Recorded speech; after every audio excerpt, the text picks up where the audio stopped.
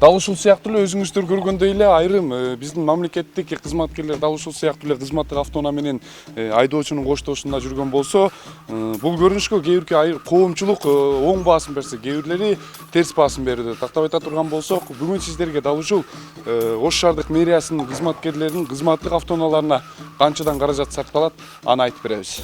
Кымбат балуу автоунааларды айдоочуларга айдатып коюп, кожо жүрүштү коштогон атка минерлердин салты биздин өлкөдө дагы деле тыйыла элек. Эгерде мындай адатты өз чөнтөгүнөн жасаса, көңүл деле бурбайсың. Бирок кептин баары өлкөнүн казынасынан кетип жатканда болууда. Ачык айтылбаганы менен автоунаага сарпталган күйүүчү май жана тетиктерге коргон суммада асман чапчыйт. Бул убакка чейин алгачкы иш сапарына киришип жатып, өлкөбүздүн премьер-министри Мухаммедкалый Абылгазиев каз катар тизилген кортежден баш тарткан эле. Бирок бул көрүнүштүн аягы бүгүнкү күнгө чейин деле токтогон жок. Дали катар айта турган болсок, өкмөт башчынын Ошко болгон сапарында көрүнүштө кадимки кымбат балуу автоунаалар тизилип коштоп келгенин көрүүгө болот. Микрофон. Азыр эшик жабык болот да.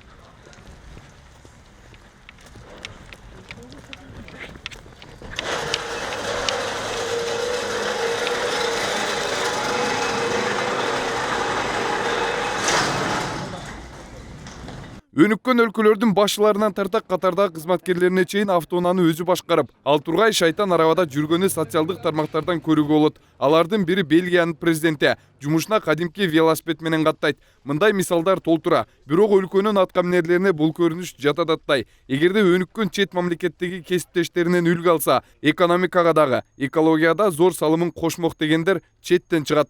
Өнүккөн батыш Европа мамлекеттерин карап көрсөк, ал жерде ситуация бир аз башкачараак да. Фейсбуктан, соцсеттерден деле көрүп атпайбыз, соц тармактардан. Финляндиянын премьер-министри мисалы эл менен эле кошулуп велосипедде жүрөт. Же болбосо Норвегиянын премьер-министрин карагыла баягы темир жол аркылуу жүрөт. Анан кийин көп мындай саясатчы болобу, депутат болобу, же ошол бир министрликтин кызматкери болобу, жөө эл менен аралашып жүргөндөрүн көрүп атабыз да, жалпы мындай коомдук транспортто жүргөнүн көрүп атабыз. Ал эми бизде бир аз башкачараак болуп атат. Өзү негизи мына башкаруу тармагынын ичинде ошол баягы көзгө көрүнбөгөн чыгымдар көп да. Ошонун ичинде мына автоунаага болгон чыгымдар боюнча биз бир аз карашыбыз керек. Ал жергиликтүү бийлик болобу, же мамлекеттик органдар болобу, алар сөзсүз түрдө ушул чыгымдарды азайтуу аракетин караш керек.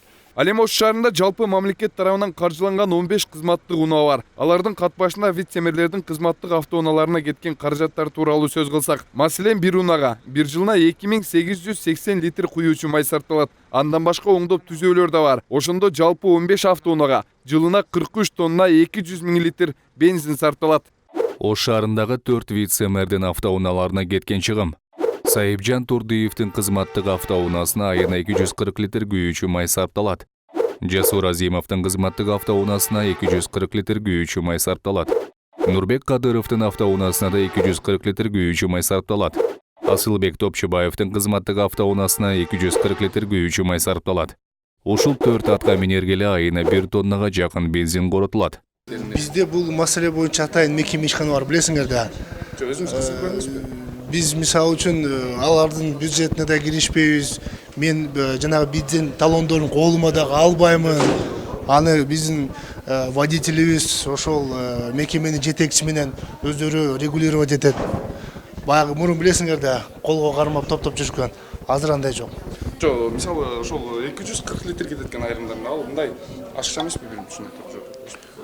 Айрымдарына дегенде сиздин эле кесиптештериңизде айрым башка вице-мэрлерге 240 литр бензин сарпталат. Эми менин вице-мэрлерим, коллегаларыма мен айта албайм да. Ар кимдин өзүнүн тиешелүү жумуштары бар, өзүңөр билесиңер. Балким мына өзүнүн тиешелүү маселе боюнча шаарда рейд кыдыруу иштери көп болушу мүмкүн. Кызматтык унааңызга жылына канча каражат сарпталат, билесизби? Кызматтык унаагабы? Кызматтык унаага айына бөлүнүүчү май 240 литр май берилет. Бул эсептеп келгенде где-то күнүнө ошол 10 литрге жетпеген бензин туура келет. Ошол оңдоп түзөө иштери биз билесиз. Кече жакында эле биздин бир 2 жыл болду машинанын келгенине. Ошол резина дөңгөлөктөрүн кышкы жайкы кылып алмаштырып турат. Анан Туурасын айтсам, ошол анча-мынча тетиктери бузулганда гаражга барып оңдоп келет, анын суммасын бизге айтылбайт да. Туурасын айтсамчы, билбейм. Менин кызматтык автоунама бир айда 240 литр күйүүчү май алам. Оңдоп түзөө иштеринечи? Оңдоп түзөө иштерине ал эми машинанын неме болушуна. Кээ бирде мына сезонго карата дөңгөлөктөрүн алмаштырабыз. Ошого карашы бузулбаса жок. Мисалы сиз экономикаңызда көп деп ойлойсузбу? Ошол 240 литр күйүүчү майды. 240 литр күйүүчү май көп эмес. Бул себеби дегенде булар эсептеп чыккан. Ар бир машинанын объемуна карап канча расход кылат. Мен өзүм машинамда жүрөм да азыр. Азыр менин служебный машинам жок. Ошо кичине болсо дагы өзүбүздүн машина, собственный машинада жүрөбүз азыр. Баш тартасыз эгер. Эгерде давайте десе мен баш тартам, сөз жок. Өз айдай аласыз машина? Ооба.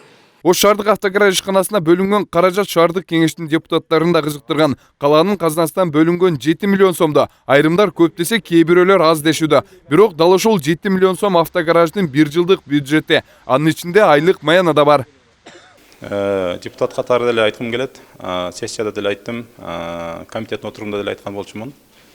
Тилекке каршы биз бюджет комитетинин мүчөсү эмеспиз, ошон үчүн дайым эле катышканга мүмкүнчүлүк болбойт. Ошон үчүн менин жеке көз карашым боюнча 6 миллион 890 миң, почти ошо 7 миллионго жакын сом автогараждар тейлөөгө кетип атат. Анын конкреттүү кайсыл багыттар боюнча эмне максатта колдонулуп атканын такташ керек да. На самом деле мен ойлойт элем, көп депчи. Анткени ошол эле убакта баягы шаарга бир топ пайдап келип аткан, элге кызмат көрсөтүп аткан, инвестиция тартып аткан же болбосо баягы түздөн түз эл менен иштешип аткан биздин бир топ кызматтар бар мэриянын алдында. Ошолордун бюджеттерин мындай карасак туура болмок да. 2018-жылга жалпысынан биздин ишканабызга 6 миллион 898 миң 100 сом бөлүнгөн. Анын ичинде 2 миллион 944 миңи ушул жерде иштеген 26 кызматкердин айлык акысына кетет. 944 миңи соцфонддук чегерүүгө кетет. Андан сырткары кызматтык сапарлар болуп калат бизге. 50 миң каралган аларга дагы. Андан ошо ком услугалар, байланыш кызматы, сууга жана электр энергиясына. Жалпысынан ошондой. Анан жыл сайын бензин күйүүчү майга жана автотетиктерге 3 миллиондой бөлүнгөн былтыркы 2018-ге.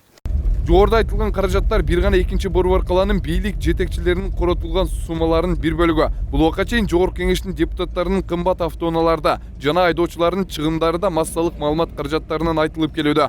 Бирок каражаттарды үнөмдөө жагы ишке ашкан жок. Канчалаган бизнестерин коргоо үчүн барган айрым эл өкүлдөрүнүн байкуш болуп, өлкө каржысынан пайдаланып жатканы терс жактан гана мүнөздөлүп келет. Даткашабдан Адилет Нышанбаев, Нур Ньюс.